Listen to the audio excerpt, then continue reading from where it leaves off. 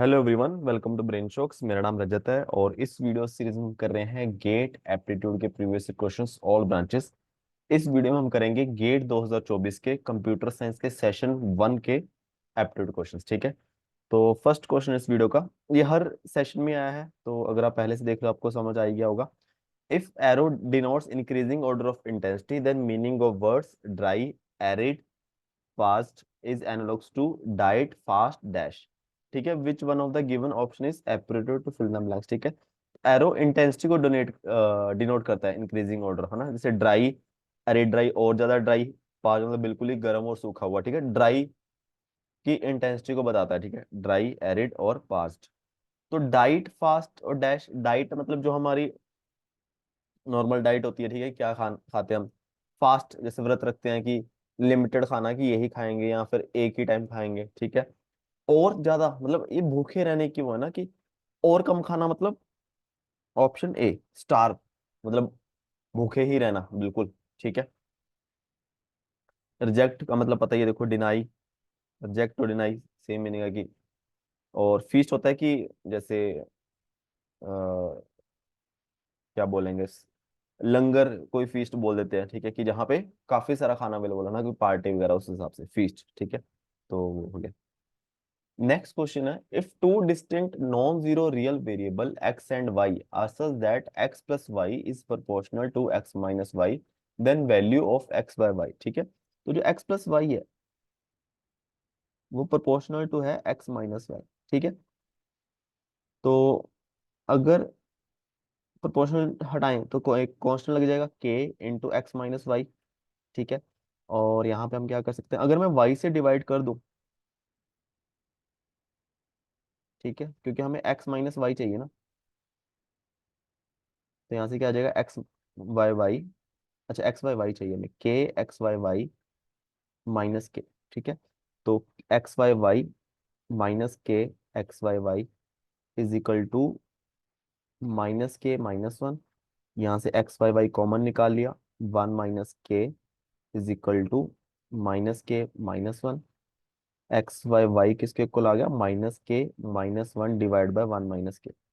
तो क्या पूछा था, एक्स वाई जो वाई है वो डिपेंड कर रहा है के एक्स वाई पे नहीं, एक्स पे डिपेंड कर रहा है वाई पे नहीं, वाई पे डिपेंड कर रहा है, ये डिपेंड ही नहीं कर रहा, ये कांस्टेंट ही है। ठीक है ना, एक्स पे डिपेंड कर रहा है ना वाई पे, जो कांस्टेंट और प्रोपोर्शनलिटी रहेगा बस उस पे डिपेंड कर रहा है। ठीक है, ऑप्शन डी।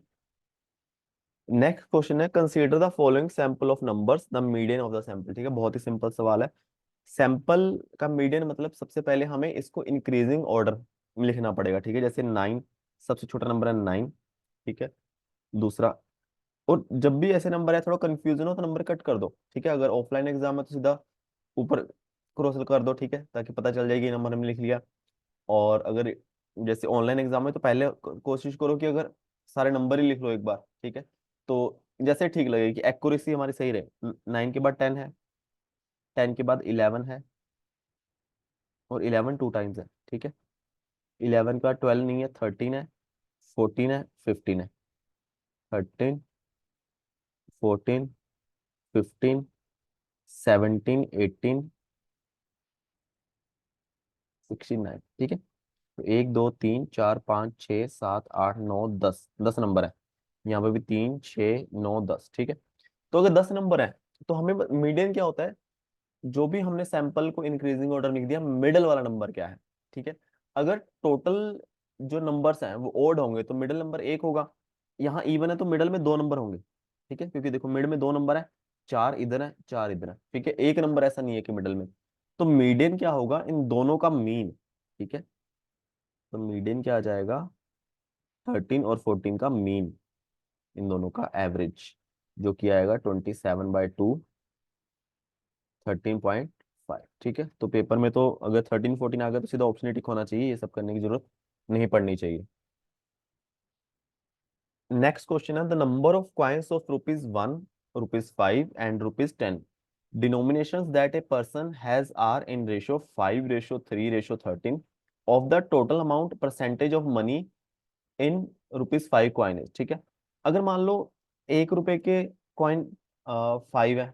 ठीक है, 5 पार्ट्स हैं, और 5 वाले 3 है, 10 वाले 13, तो अमाउंट जो आएगा मल्टीपल हो जाएगा, ठीक है। 1, 5, 10, नंबर ऑफ कॉइन्स है 5, 3 और 10, 13 की रेशो में। जो अमाउंट होगा इनसे मल्टीप्लाई करके, 5 × 1 5, 5 × 3 = 15, 130, तो इस रेशो में क्या होगा, अमाउंट होगा, ठीक है। जो भी कॉइन्स की वजह से 1 रुपीज की के कॉइन्स का अमाउंट 5 होगा, 5 रुपीज की कॉइन्स का 15 होगा, 10 वाले का 130 होगा, इस रेशो में होगा। तो 5 का परसेंटेज क्या होगा, 5 रुपीज वाले के 15 रुपये बन रहे हैं, 15 into, sorry, 15 divide by total amount कितना है, 5 + 15 20 + 130 150 इंटू 100, 10, 10% ठीक है।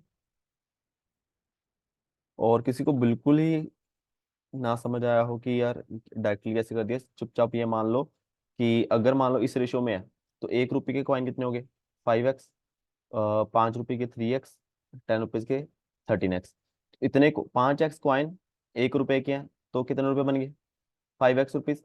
5 रुपए के कॉइन 3x है, 5 × 3 15x, इतने रुपए हो गए। 10 रुपए के 13x कॉइन है, तो 130x रुपए हो गए, ठीक है। इनका रेशियो निकालो, ये सेम चीज बन जाएगी, ठीक है। तो बस उसके कर सकते हो। नेक्स्ट क्वेश्चन है, for the positive non zero real variable P and Q, if log p² + q² = log p + q + 2 log 3, then value of p⁴ + q⁴ divide by p² into q², ठीक है। तो यहाँ पे हम क्या कर सकते हैं, log की प्रॉपर्टी यूज करेंगे, log p² + q², ठीक है। तो बेसिकली अगर ये वाला 2 जो है ऊपर चला जाएगा, 3⁴ हो जाएगा, ये log 9 आ जाएगा, ठीक है। तो मैं क्या कर रहा हूँ, log a + log b + log c, क्या आ जाएगा, log a b c, तो log p q into 9, 9 p q, ठीक है। दोनों तरफ लोग अगर हटाएंगे तो p² + q² किसके इक्वल आएगा, 9 p q के, ठीक है। और इसको हम देखते हैं, इसको हम मॉडिफाई करते हैं फिर इसके अकॉर्डिंग, ठीक है।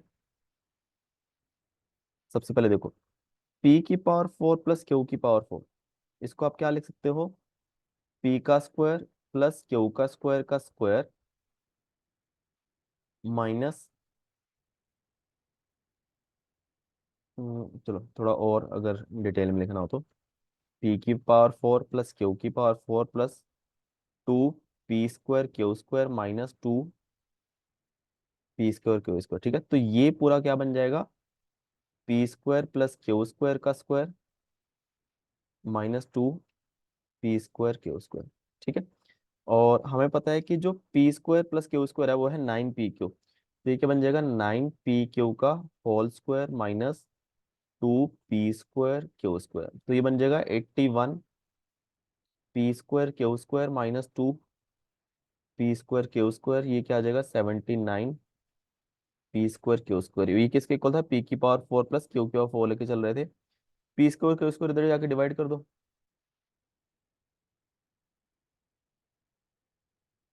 आंसर कितना आ गया, 79, ठीक है। तो ये भी कुछ ज्यादा मुश्किल क्वेश्चन नहीं था, अगर log की प्रॉपर्टी आती है और इसके बारे में थोड़ा सा आइडिया है तो बन जाना चाहिए था।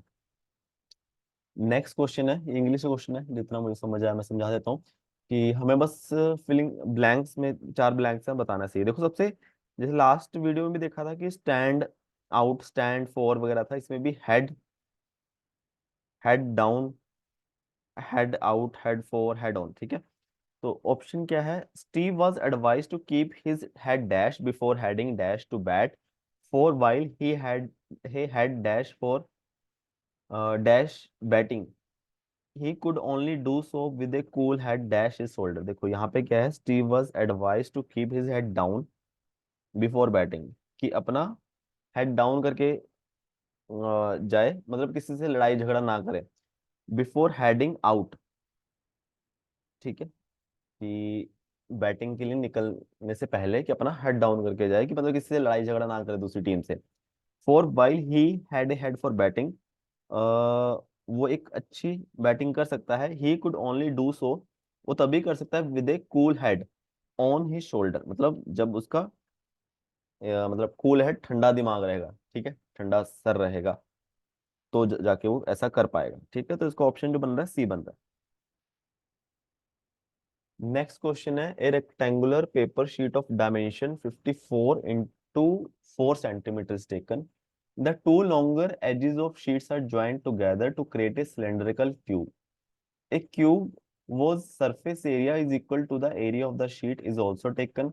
Then ratio of the volume of the cylindrical tube to the volume of the cube is। तो देखो सबसे पहले क्या किया, हमारे पास जो एक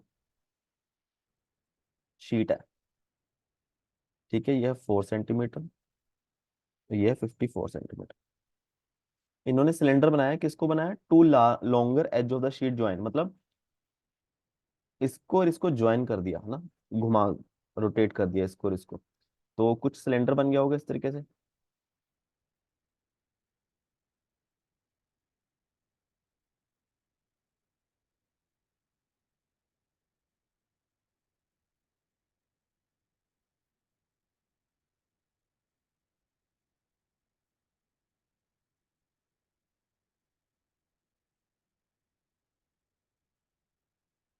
ठीक है, सिलेंडर बन गया।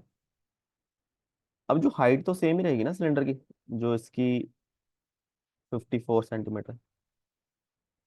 अब जो 4 सेंटीमीटर था, यही तो घूम के सिलेंडर का ये जो बेस है उसका पैरीमीटर बन गया। ठीक है, तो बेसिकली जो सिलेंडर का पैरीमीटर है, बेस का जो पैरीमीटर है वो 4 सेंटीमीटर है। अगर सिलेंडर का रेडियस आर है, तो 2 पाई आर किसके इक्वल आ गया, 4 सेंटीमीटर के आर की वैल्यू आ गई 2/पाई, है ना। सिलेंडर का रेडियस पता चल गया हमें 2/पाई, और सिलेंडर की हाइट भी पता हमें। ठीक है, अभी तक हमारा ये आई थिंक रेक्टेंगुलर शीट का काम खत्म हो गया। फिर इसने बोला एक क्यूब है। ठीक है, एक क्यूब भी है हमारे पास।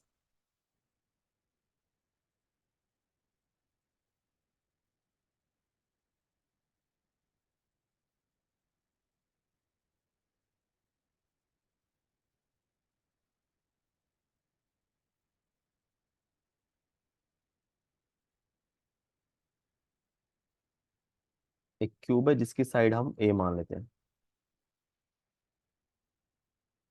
और उसने बोला है कि सरफेस एरिया जो है क्यूब का और शीट का सेम है।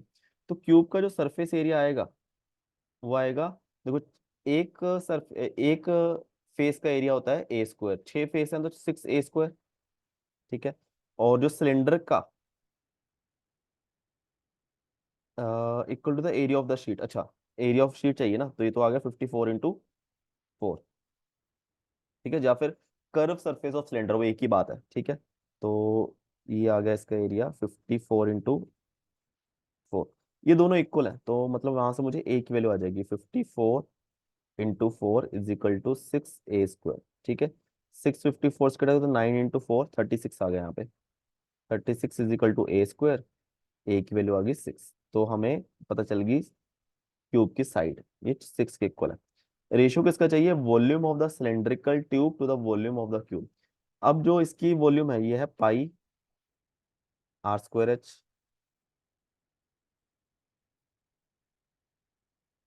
पाई की वैल्यू तो पाई है, आर की वैल्यू 2/पाई है, तो स्क्वायर तो 4/पाई²। एच कितना हमारा 54। ठीक है, तो पाई से पाई कैंसल, 4 इंटू 4। अगर मल्टीप्लाई करना तो भी ठीक है, नहीं करना तो भी ठीक है, क्योंकि हम कहीं ना कहीं से कैंसिल उसको कर ही देंगे। और इसका वॉल्यूम क्या आ जाएगा, A³ यानी कि 6 का क्यूब, है ना। हम इसकी रेशियो चाहिए ना, VC लिख देता हूँ, नहीं V1 V2, और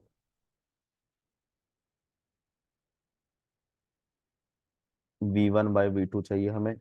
तो 4 इंटू 54 डिवाइडेड बाय पाई तो है ही, इधर 6 का क्यूब है, 6 इंटू 6 इंटू 6, तो 6 9, 6 × 9 = 36, नीचे भी 36 है, तो पूरा कैंसिल ही हो गया है। तो बचा हमारे पास 1/पाई। ठीक है, ऑप्शन ए। ठीक है, तो आई थिंक इतना तो लगेगा ही, ऐसा ऐसा कुछ शॉर्टकट तो नहीं लग रहा। ठीक है, नेक्स्ट क्वेश्चन है, the pie chart present the percentage contribution of the different macronutritions to a typical 2000 kilo calories diet of a person. ठीक है, तो energy contribution, trans fat, carbohydrates, protein, unsaturated fat, saturated fat. तो energy density जो है kilo calorie पर ग्राम जो है इनकी इस तरीके से दी हुई है। टोटल फैट पूछा है, all total fat all three types in grams this person consumes, ठीक है। सबसे पहले उसको एनर्जी कितनी मिलती है टोटल फैट से, ऑल थ्री टाइप यानी कि अनसैचुरेटेड, सैचुरेटेड, ट्रांस। तो देखो सबकी एनर्जी डेंसिटी 9 ही है, ठीक है, तो इसमें कोई दिक्कत नहीं आएगी ज्यादा। तो सबसे पहले हम देखें टोटल फैट एनर्जी जो है,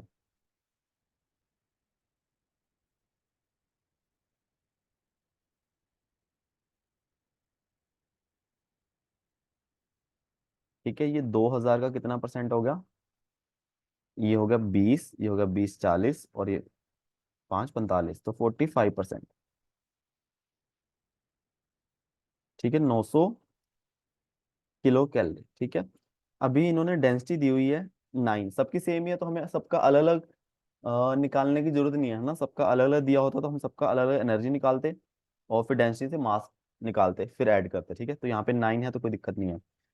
फिर डेंसिटी जो आएगी, ठीक है, अब देखो किसी फॉर्मूला वहां ध्यान आ रहा है नहीं आ रहा है, बाकी चीज हम यूनिट से भी कर सकते हैं, ठीक है। हमें मास में चाहिए, इट मीन्स अगर मैं इसको इससे डिवाइड कर दूं तो कैलोरी कैलोरी कट जाएगा, जी ऊपर आ जाएगा, बेसिकली ये करना है, ठीक है। तो डेंसिटी जो आएगी वो एनर्जी अपॉन मास, ठीक है, मास चाहिए तो एनर्जी बाय डेंसिटी ही करना है। तो एनर्जी है 900 और जो डेंसिटी है वो 9 है, तो बेसिकली 100 आ जाएगा, 100 ग्राम। बस यूनिट देख लेने हैं, देखो यहाँ पे भी किलो पर किलो कैलोरी, यहाँ पे भी ऑप्शन सी, ठीक है, सीधा सीधा सवाल है। नेक्स्ट क्वेश्चन है, a rectangular paper of 20 centimetre into 8 centimetre is folded 3 times, each fold is made along a line of symmetry which is perpendicular to long edge, perimeter of the final folded sheet is। तो हमें 20 into 8 की बनानी है, 20 into 8 की बना लेते हैं हम। तो आई थिंक अप्रोक्सीमेटली ऐसे बन जाएगी। देखो लाइन ऑफ सिमेट्री दो है यहाँ पे, एक तो ये वाली है, ठीक है, अगर मैं ऐसे भी फोल्ड कर सकता हूँ, और दूसरी लाइन ऑफ सिमेट्री क्या है, ये वाली है, ठीक है। फोल्ड कैसे किया, each fold is made along the line of symmetry which is perpendicular to long edge. कौन सी line of symmetry longer edge के परपेंडिकुलर है, लॉन्गर एज ये रहा, इसके लाइन ऑफ सिमेट्री ये परपेंडिकुलर, इट मींस ये 8 था, ये 20 था, तो हमने इस लाइन ऑफ सिमेट्री के अराउंड क्या किया है, फोल्ड किया है ना। तो बेसिकली इस तरीके से ये फोल्ड होके कितना बन जाएगा, 10 बन जाएगा ना, तो हमें अभी भी थोड़ा सा इस तरीके से बनाना पड़ेगा कि ये 8 है, ये 10 है, ठीक है, इसके अराउंड ऐसे फोल्ड किया हमने। फिर दोबारा 3 बार किया, 3 बार किया, ठीक है, दोबारा भी सेम तरीके से, अभी भी लॉन्गर एज ये रहा, इसके परपेंडिकुलर लाइन ऑफ सिमेट्री ये रही, फिर हम दोबारा ऐसे फोल्ड कर देंगे, ठीक है,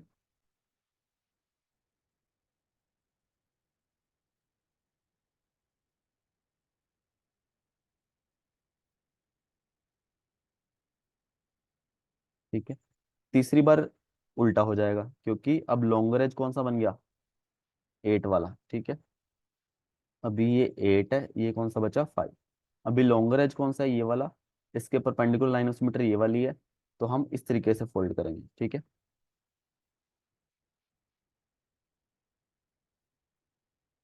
इस तरीके से।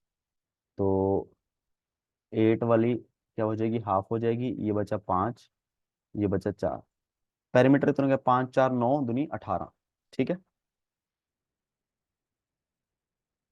इसमें कोई दिक्कत नहीं है, सीधा सा सवाल था ये भी। लास्ट क्वेश्चन है, ये भी बहुत ही सीधा क्वेश्चन है, बिल्कुल ऐसा क्वेश्चन गलत करना अफोर्ड कर ही नहीं सकते पेपर में। The least number of squares to be added in the figure to make A B line of symmetry, ठीक है, A B line of symmetry होनी चाहिए, मतलब जो एक साइड है वो दूसरी साइड वैसा का वैसा होना चाहिए, ठीक है, तभी लाइन ऑफ सिमेट्री बनेगी, बिल्कुल मिरर इमेज मान लो, वाटर इमेज मान लो, बिल्कुल हाफ में कट कर रही है, ठीक है। तो देखो सबसे पहले बॉक्स देखो, ये जो बॉक्स है इस साइड है, इसके कोरस्पॉन्डिंग यहाँ पे एक बॉक्स होना चाहिए, ठीक है। तो अगर मैं चलो ऐड करता हूँ एक बॉक्स यहाँ पे, ठीक है, अब इसके अराउंड यहाँ कोई बॉक्स नहीं है, तो बॉक्स यहाँ पे ऐड कर सकते हैं, ठीक है। बन गया ना, इसके लिए ये बन गया, इसके लिए ये बन गया, इसके लिए यहाँ पे बनाना पड़ेगा।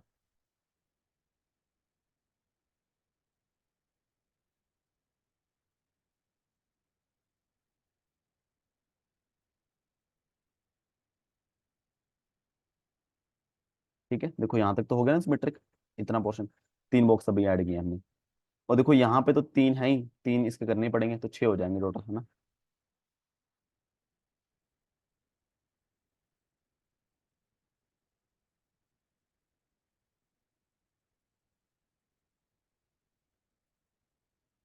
एक यहाँ हो गया, एक यहाँ, और एक यहाँ। ठीक है, अब लाइन ऑफ सिमेट्री बन गई पूरी। इसको अगर बिल्कुल ब्लैक कर दोगे तो,